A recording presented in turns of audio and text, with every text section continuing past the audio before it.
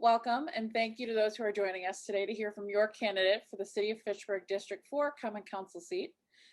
We'll start briefly by discussing the format of our candidate interview. Our candidate, Jim Wheeler, will be allowed to deliver an opening statement as to why he wants to be on Common Council. And then, like the other candidate forums, we'll do 3 rounds of questions. The first round will be focused on issues related to District 4. The second round will focus on city finances and budget. And the third round will include citywide issues that are not specific to a neighborhood or a district. We'll reserve time at the end for Jim to make his closing statement. As I read off each question, like the other forums, I will start a timer that will be visible to the and on the screen to my left. And I'll give Jim 2 minutes to discuss his answer to each question. Jim, if you've got an opening statement, I'll give you 2 minutes to give it. Thank you, Kimberly, and thank you for setting this up. I am Jim Wheeler, and I'm running for District 4 Alder position. A little bit about myself. I grew up in the city of Philadelphia. I went to the University of Wisconsin, Madison, go Badgers. I also, after that, went into the Army for 3 years and was deployed to Honduras for 3 months out of those years.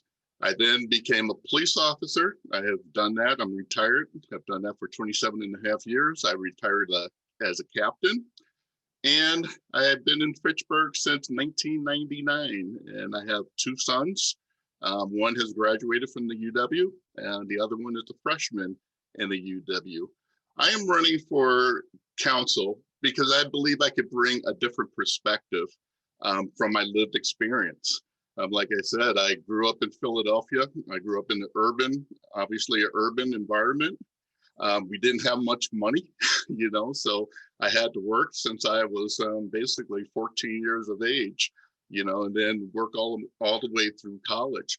And through that, and with my experience, 27 years with the department, I have come into all types of situations. I've met all types of people.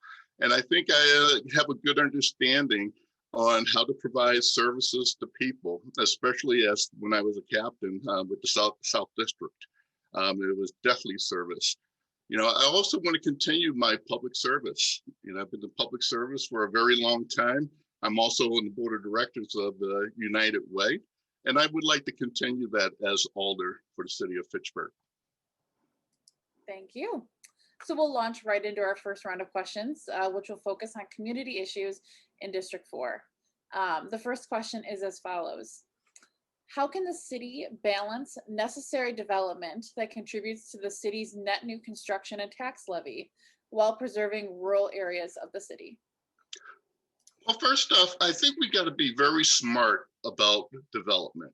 And when I say smart about development, we have to look at all aspects of what the development will bring, how much it's going to cost, not just now, but also in the future. And I think the other thing that we need to do, we really need to listen to people. We need to bring everyone together, get everyone's perspective.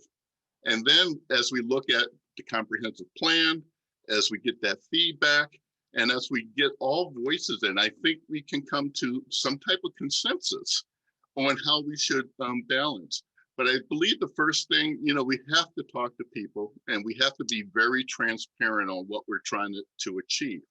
And that means, like I said, setting goals, looking at the comprehensive plan that has just been updated. A lot of people gave a lot of input, took a lot of time and money, and it was some very good ideas in that comprehensive plan. And I think that is a roadmap that we should make sure that we follow as we go along. Wonderful. All right, you'll have to bear with me. This next question is really long, and I will repeat it if needed. But so just bear with me. I'm giving you the fair forewarning. So the question is as follows.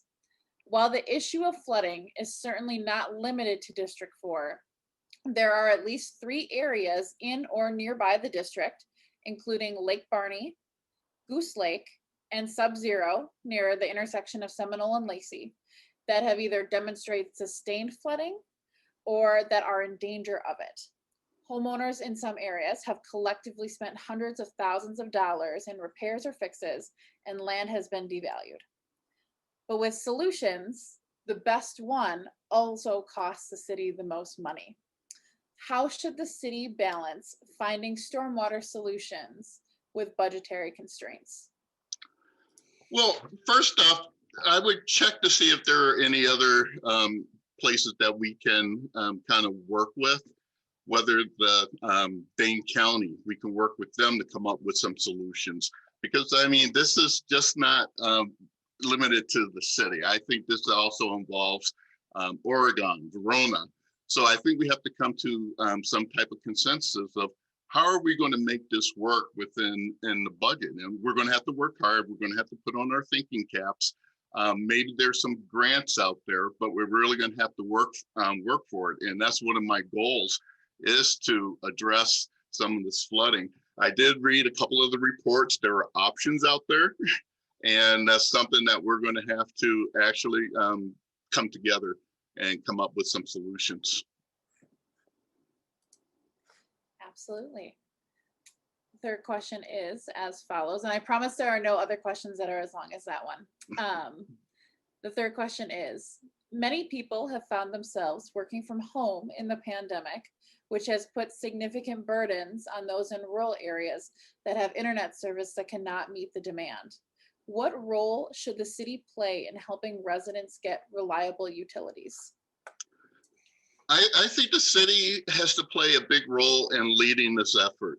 When you look at rural areas and the broadband internet access in rural areas, I mean, it's just not there. They need high-speed internet, and it just goes, it will help a lot of people. I mean, you look at farmers, having high-speed internet, what that would do when you can get equipment, based on internet use or 5G, that you can actually, be more productive, be more economic. We also learned that with people not going to school, schools being virtual, it was hard for the students in rural areas and also in underserved areas that did not have access. And that was a big problem with computers. We live in a digital world right now. And as far as even bringing businesses to our rural areas, I mean, we have to connect to the internet. That's the way businesses are being run. It's an efficiencies, it gets the message out there. You get a wider group of people who can look at your products. And I think because it brings businesses, and I think it's good for the economy, the city has to be a leader in providing that access to internet. Thank you. Well, that concludes our community questions round. Our second round of questions will focus on city finances and the budget. The first question is, the city has had unusually tight budgets for the last few years, and it's not likely to change in the near future. What should the city's priorities be for spending its limited resources? The city's priority should be first on basic services.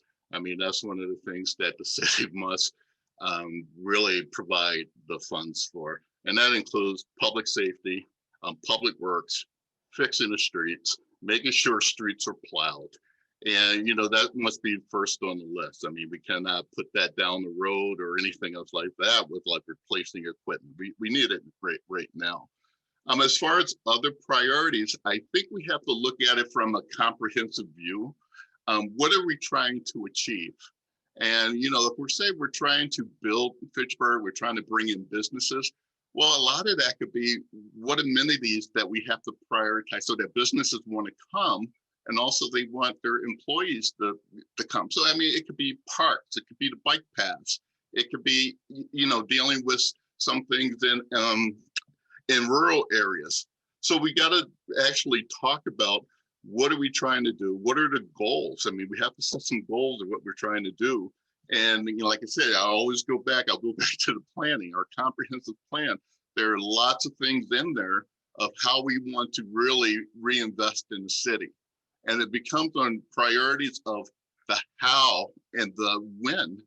I mean, there's lots of good ideas, and I've been a part of city budgeting, as a captain, where we put things on the capital improvement plan, and sometimes they get pushed back because of certain things that come up, and sometimes they get moved up. So we have to be really flexible. We have to talk. We have to be transparent, and we have to get information from the people. on how do we proceed. Thank you. The next question is, the city has been planning for the town of Madison annexation for nearly 2 decades, and the annexation will happen during your term. Do you feel that the city is prepared for the financial impact of that? Well, I think we're as prepared as we can be for under the circumstances. When I read the agreement, the town is coming in October 2022. Okay, there is going to be a need to hire police officers and other employees, just to service the additional areas that we're annexing. And some of that is going to be, we're going to have to pay for prior to we get tax, recognize or realize the tax money, the tax levy from that area. So we're really going to have to tighten our belts, and we're really going to have to put, you talk about priorities, we're going to have to really put some things aside that we may thought that, hey, we can do this now, and we may have to push those back until we get a good handle on our finances, what taxes are going to be coming in, because I'm not sure we know what's going to happen yet. What services are going to be needed, are the streets going to be need to be upgraded, in public works projects, what those are going to be. So, I think we're as prepared as can be, but, we're going to have to tighten our belts right now until we really get a handle on what's going to happen. All right, and your third question is, there are many streets, roads, and intersections in the city that some people would consider in disrepair and even dangerous. Budget constraints limit what the city can do. Where should the city's priorities on infrastructure be? Well, I think the first thing we got to do is look at the data. You mentioned how dangerous intersections can be. Well, we can look at data to see how many accidents, how many people have been injured at those intersections, and all of the other type of problems. And we could look at that data, and then we can prioritize on, what should we do first? Then I think you also could look at, as far as priorities, can we get money from DOT or, other areas, that we can fix up roads and everything else like that. But I think looking at data and prioritizing from data is very important. Of course, we'll have to, keep saying it over and over again. We'll have to look, listen to the citizens and be very transparent on what we're doing. All right, wonderful.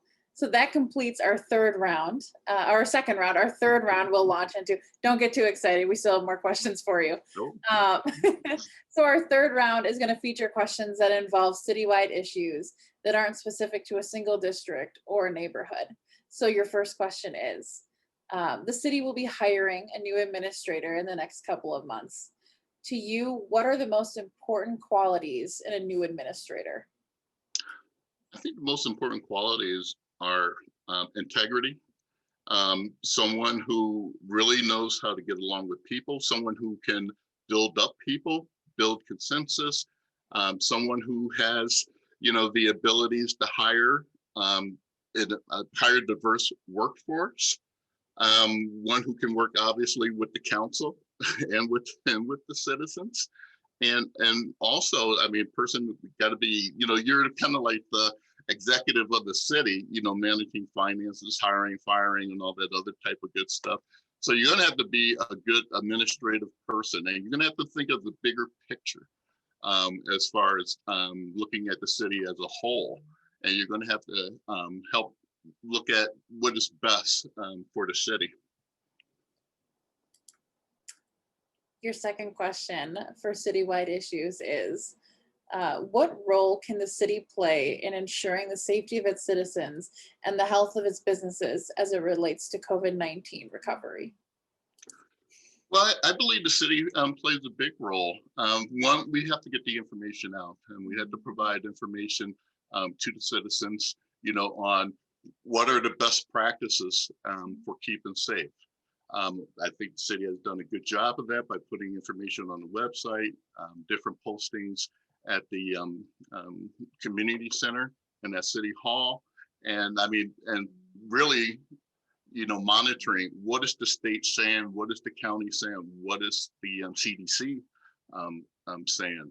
So those are good things that we can do. Also, we got to help businesses. I mean, I think businesses have been pretty flexible and trying to keep their businesses going. And like when you look at businesses being allowed to, expand into the parking lot, so you have outdoor seating, so it could be safer and people can eat, and you're still getting that revenue. And I have been, actually going to a lot of those places, and sometimes eating under, the patio heater, at the hop house, they have the fire pits and everything. So, when the businesses come up with ideas on how they can increase their revenue during this time, I think the city, we have to be there to support those ideas and do anything we can. Conditional use permits have been going out for businesses to change the way they operate. And like I said, go out into the parking lot. So I think the city has done a good job. And like I said, we have to listen to what the businesses ask us, to do to help them. Absolutely. And then the last question of this round is, what should the city of Fitchburg's role be in ensuring the community's underrepresented groups are heard and their needs are met? I think the one thing we need to do is that we have to provide, again, the information. But I also think that we have to provide the resources so that people can access that information. I mean, when you look at, we'll go back to internet access, people, how do you get a job now? You're on the internet, you're filling out applications on the internet. So we have to be a vibrant city and to bring the city forward, we have to provide those things. There's other things that we have to provide, good meeting places. We got to provide safe communities for people. So the city needs to take, we could look at it, and I'll go to the comprehensive plan, things that are in there to really revitalize neighborhoods, especially underserved neighborhoods, and to really think about what are those things that we can do to reduce barriers, for people getting information, getting jobs, and, being able to thrive within Fitchburg. And then we have a couple of audience questions that we've been asking everyone because per their request. So the first audience question that we've had is as follows. One person emailed us about the city's consideration of ending its contract with Madison Metro and the potential effect it would have on people who need to travel outside the city. Do you support keeping the contract with Madison Metro, or are you in favor of another solution? I think, have to look at the data. I have not seen the data. I do agree with some of my neighbors as they say, you're looking at the buses and they're going around and there's nobody there.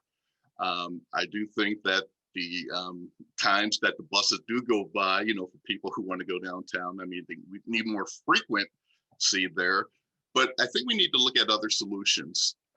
Besides Uber out there, there's other, public-private ride sharing solutions out there. I was looking at one company, Via, and what they could do, they could come in and basically look at our city and look at our needs and maybe come up with something that could be cheaper to actually provide transportation that actually is outside of what Madison Metro does.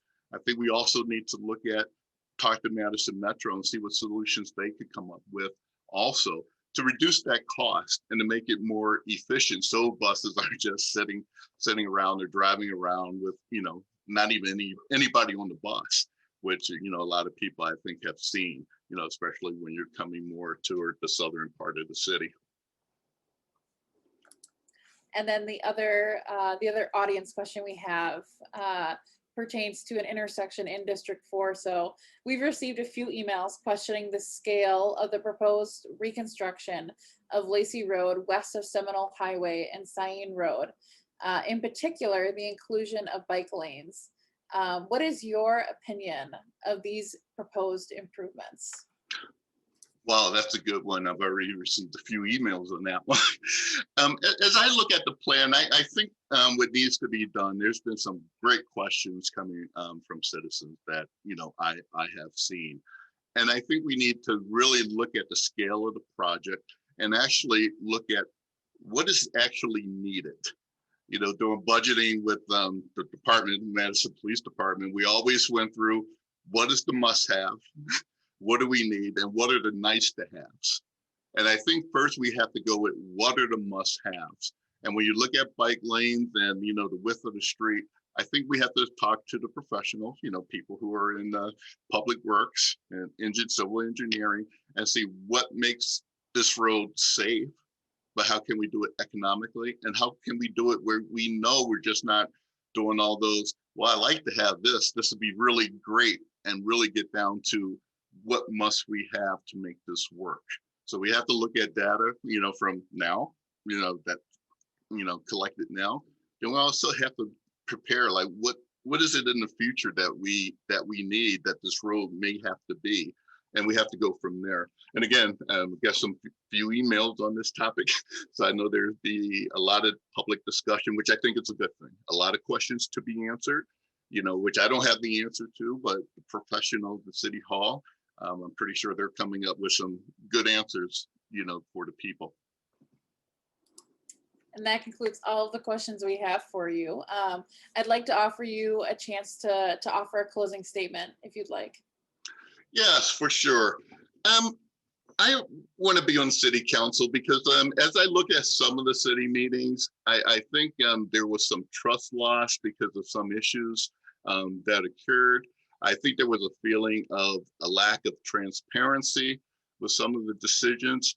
And I want to be one of those people who can be very transparent, but also want to be a person who can build consensus, a person who can, not just within the district, but, for all of Fitchburg, be out there, be that mouthpiece, talk about the goals of the city, talk about what should be prioritized. I think because of my lived experience, as a police officer, you're always kind of negotiating, because you're negotiating between various groups, and you got to come to some type of solution all the time. And I think, with my lived experience, with my background, I can give that perspective, an additional perspective that I feel that would be an asset to Fitchburg. And I hope to use those skills so we can, get some collaboration, cooperation, and get some consensus.